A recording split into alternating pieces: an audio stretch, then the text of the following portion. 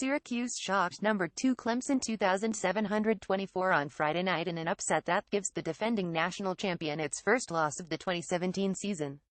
The upset shakes up the ACC race, not to mention the college football playoff picture. Clemson suffered a blow when quarterback Bryant left in the second quarter with a concussion, and the Tigers committed too many mistakes in the second half. More 3 takeaways from Syracuse's win over Clemson. Here are 5 ways this will impact that college football playoff race. Clemson used its mulligan. Tigers shouldn't be in full-fledged panic. After all, Clemson lost to Pitt 4,342 last season after a 90 start and still bounced back to reach the college football playoff.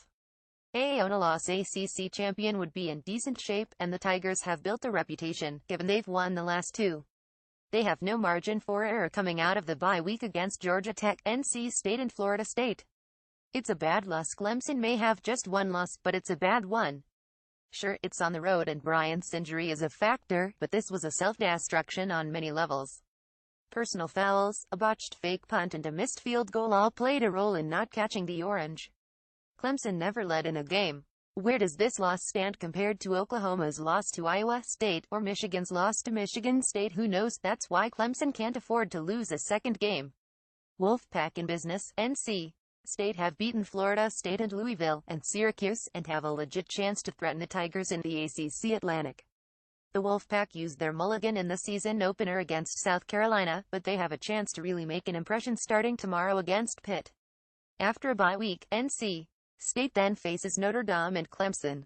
More Clemson. Syracuse Score Center, and so is Miami. The Hurricanes are the last unbeaten team in the ACC, and they were the team that was supposed to be on upset alert heading into Saturday's game against Georgia Tech. This is a chance to keep building on that momentum after beating Florida State last week, and this Syracuse upset might work in Mark Richt's favor. Miami should be motivated, that's for sure. Who's going unbeaten? We're now down to 8 unbeaten teams in the Power 5, and none of those conferences has more than 2. Georgia and Alabama seem on a collision course in the SEC.